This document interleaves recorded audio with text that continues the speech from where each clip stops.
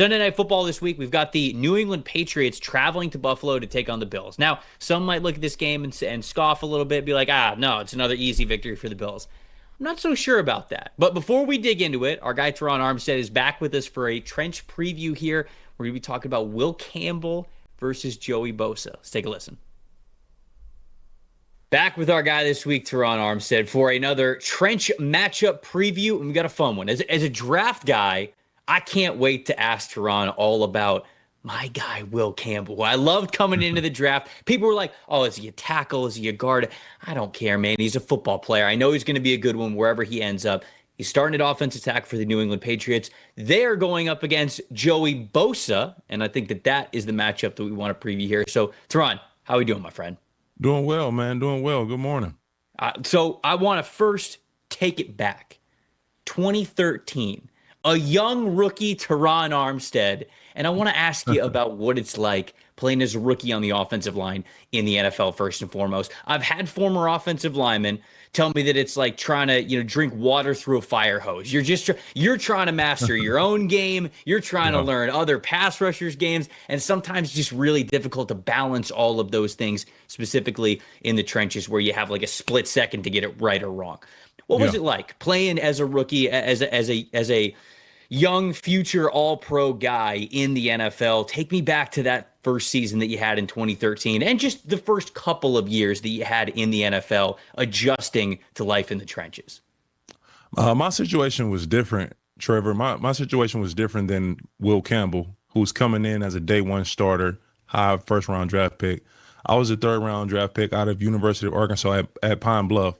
So a small school guy. I had more of a learning curve. And I didn't start my first majority of my rookie year until towards the end. And once I got that first start, it's really you get thrown to the wolves in a sense. Like, you've been playing football for so long, you've been doing X, Y, and Z for so long, but you're inserted now into a world that is the elites, the top of the top, the best guys in the world that's rushing the passer, that's playing a run. So it's a learning curve, and it's really that. Like, you're in a race to learn. You're in a race to improve. You will have growing pains. Every single young player, every single young lineman will take losses, will get beat with his hands or taking the wrong step, wrong footwork. It's just so many things to learn. And you want to be one of those guys that don't make the same mistake twice. Mm-hmm. So if you can accelerate that process, that learning process, go through the growing pains, use the growing pains as a way to improve and get better, then we start to see guys that start off their career at a high level. So I want to ask you specifically, you talked about some of the ways that, you struggle and you make mistakes. You don't want to make the same mistake twice. So when you were coming in and when you did eventually get into that starting lineup, my question for you is, what were some of those things? We've talked about, making sure that you handle your anchor and you handle power first and foremost, but you were one of the most athletic offensive tackles to ever come through the combine. So I know they were excited about getting you out there, and we knew that you were the athlete to be able to play the position, but what were some of those early growing pains that you went through as a young rookie offensive tackle? Man, it's so many that before we even start playing actual football is the issue that I had an issue with my first start. So my first start is New Orleans Saints versus Carolina Panthers for the division title. And like I said, I played Arkansas. I didn't realize that was your first. I didn't realize that was your first start. That is truly to the wolves right there for a division title. No, listen, seriously. And it's I'm blocking All-Pro Greg Hardy, who's had like 16, 17 sacks that year, something crazy. And I came from Arkansas Pine Bluff, so I never dealt with crowd noise before. So my biggest issue, Trevor, was listening to the play, like trying to hear the play and getting off the snap on the ball at the right time. That was my issue. It wasn't necessarily like the football aspect of it. It was before we even got to the line of scrimmage. That was the hardest part, like hearing Drew Brees say the play because of the crowd noise. I'm like, man, this is crazy. Like, so it was a couple times that I heard the play wrong, so I went the wrong way. A couple times I was laid off the ball. I gave up a sack in the first half, maybe even two in the first half. Like, my first half was forgettable. It was not, you know what I mean? It was not my best showing. Second half, I was on one, balling. I was balling. I locked in, was able to learn from those mistakes, and that really jump started my career. I love it. Well, we love the early bounce. Right? Like I said, like you were very clearly the athlete to be able to play into the pros, and it makes sense that you were able to make the adjustments that you were because you had that athletic baseline, and it was kind of just getting those reps down. Speaking of getting those reps down, I know you watched Will Campbell when he was throughout his preseason. You watched him a little bit here into the regular season. Thoughts overall on him, man? I understand that there may be a little bit of physical deficiencies with him, certainly with the length. We talked about that a lot before he got drafted to the New England Patriots, and there was talk of is he an offensive tackle? Is he an offensive guard? Could he be a center? Like, what is he in the NFL? And just the mentality of how he approached the position, just listening to him talk about the game, even before he puts the helmet on, gave me a lot of faith that he would kind of do what you were talking about, where it's like, all right, yeah, he gets a couple of his lumps here and there as a rookie, but you felt good about just how he approached the position. And so, early thoughts here with him after watching him in the preseason, then a little bit of him here in the regular season. Just your thoughts overall on Campbell as a player. Yeah, you said it, Trevor. As soon as we started the show today, you said he's a football player, and that's exactly what he is. He is a guy that this is what he does for a living. He was made to do this, and he plays the game that way. He's physical. He's tough. He's a finisher. He may have his limitations, but that's not stopping him or slowing him down at all. I've been impressed with Will Campbell. He's starting his career at a much different spot than I did. Like he's way past anything I was as a rookie. So to see him right now, just 4 weeks into the NFL season, I've been impressed. He had a pretty stellar performance last week against the Carolina Panthers. Really strong hands. He might not have great length, but the timing of his strike, he's getting his hands on guys before they touch him, and that's the goal. That's the key. So he's understanding his strike zone and he's taking advantage of it. Strong anchor. Man, I'm not seeing many issues with this young man right now.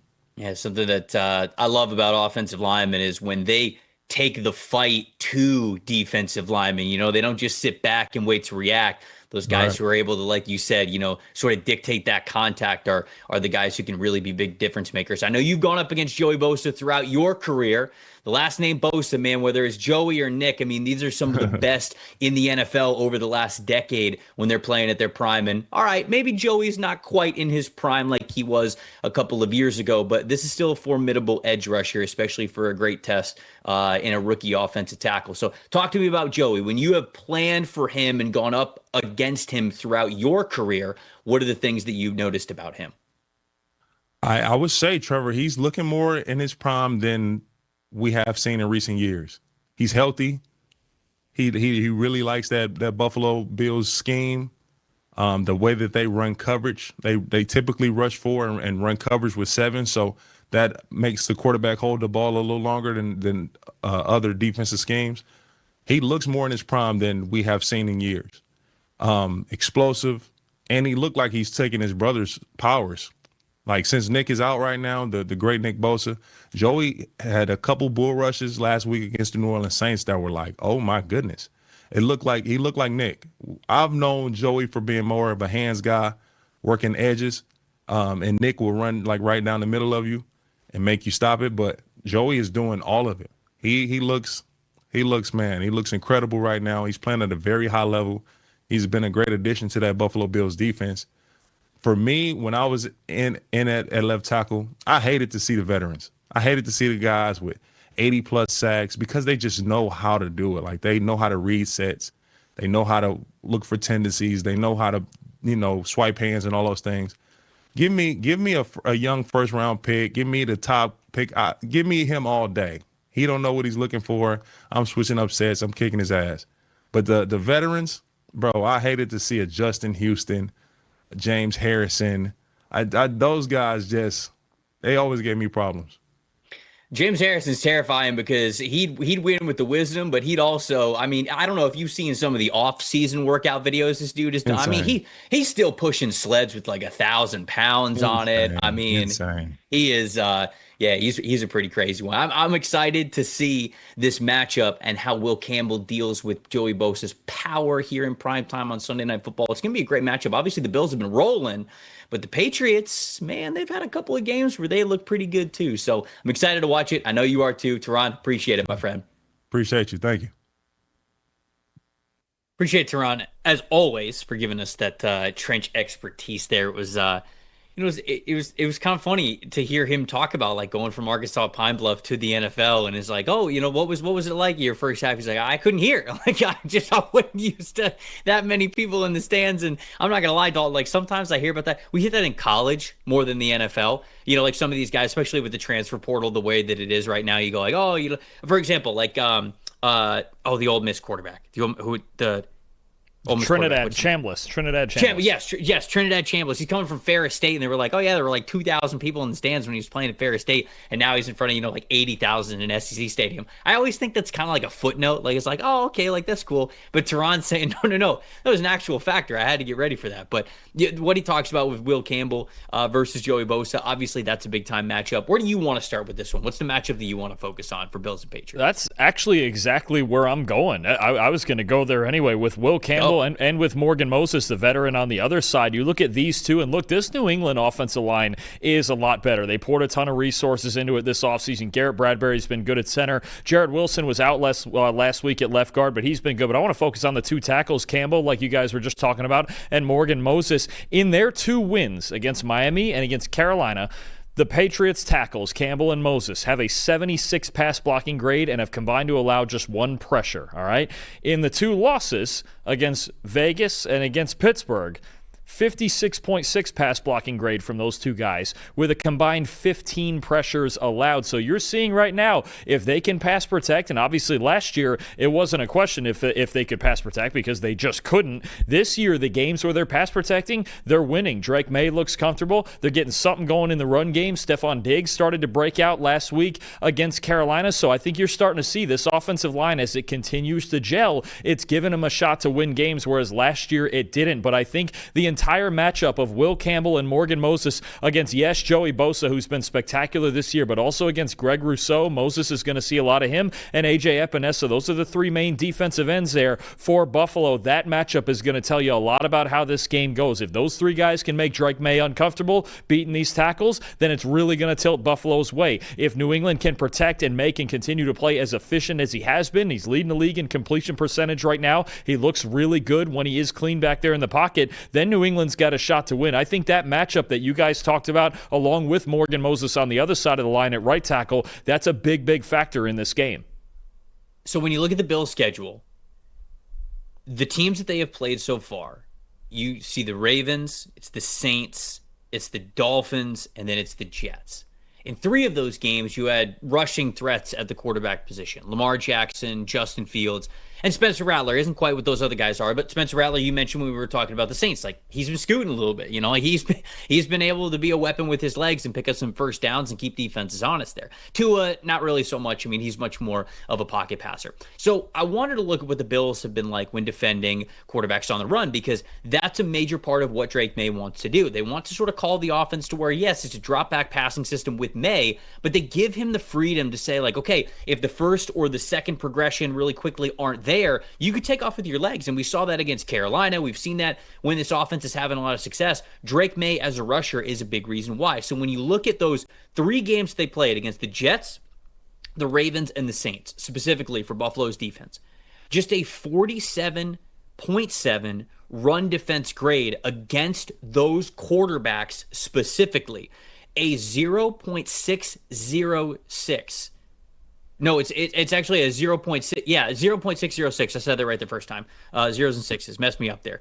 EPA per rush allowed. So basically all of that to say, the Buffalo Bills have been susceptible to giving up yards, big plays, and I will say important plays when it's come to quarterbacks being able to pick up yards and first downs with their legs. And I think that they have another option here that they really have to think about here with Drake May. 66.1 rushing grade so far this season, and it's just a big part of what they want to do to keep moving the ball on offense. They're giving Drake May that freedom, and it's containing him is going to be a big part of what they need to do to be successful in this game.